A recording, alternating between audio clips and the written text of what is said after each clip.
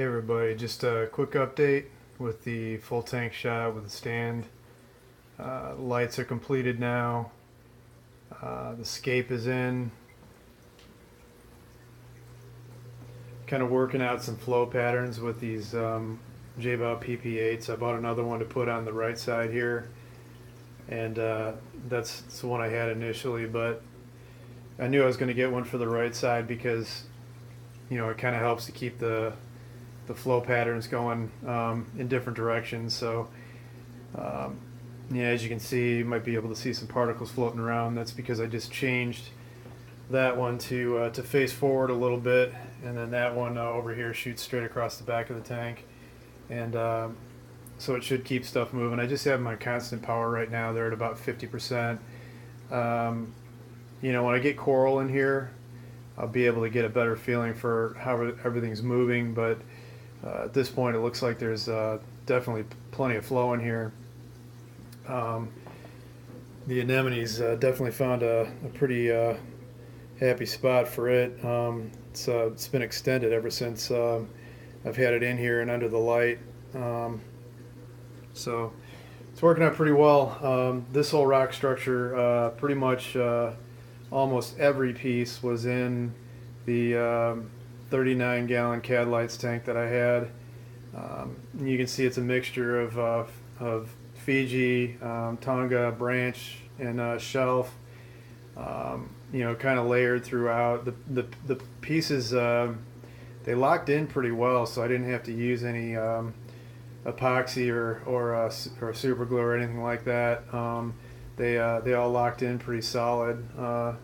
But if you kind of walk around it, you can see there's plenty of caves and different areas where the fish can get in and swim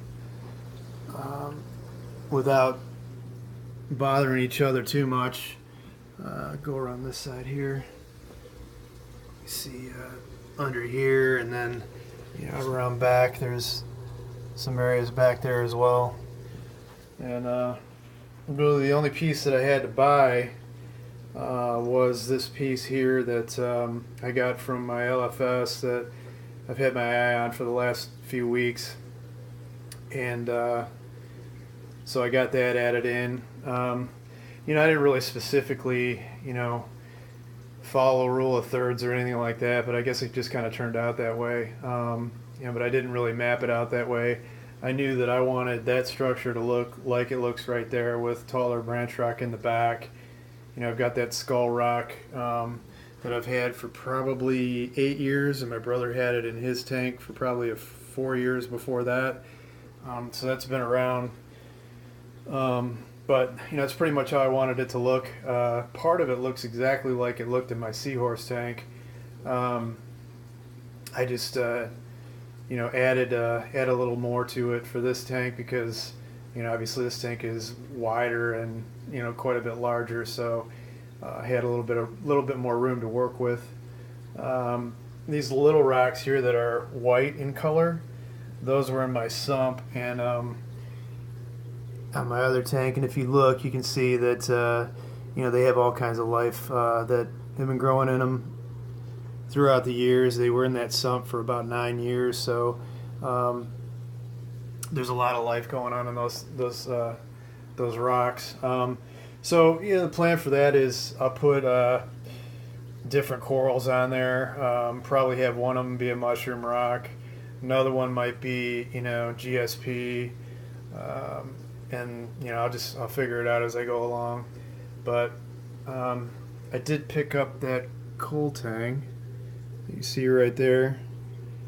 And as I've pretty much been a nano tank guy for all my years of doing this, actually decades I've been doing this, I've never had a tang because didn't think it was cool to put them in a smaller tank. But now that I have a 120, I feel a little bit better about it. And I did get a coal tang because they don't get too huge. A lot of other tangs that I'd like to have, I'd really want to have a bigger tank in order to get those. But the other fish in here, my pair of clowns that I've had for quite a while, That guy right there, yellow watchman that I've had for over 9 years, still kicking, still a beast. That is Pedro the puffer, my wife's favorite fish. Try to get a focus on him there. Yep, he's really cool. He cruises around, doesn't care about what anybody thinks. Nobody bothers him. And Coral Beauty that I've had for a while too. Actually, the Coral Beauty, the puffer, the two clowns, and the yellow watchman goby came from the other tank. And I had a cleaner shrimp, which is under here somewhere. And the coal tang is new to the tank. And there's also a couple of cryptic wrasses. Some people call them pink line wrasses in here, and they hide pretty well. So they're in here somewhere. I just can't find them right now. So anyway, that's it's an update of what's going on here. Since all this rock is been cured, been running in tanks for a number of years. I'm just going to let this thing run for probably a couple of weeks, and then I'll add a couple of corals in here and just go slow. Thanks for watching.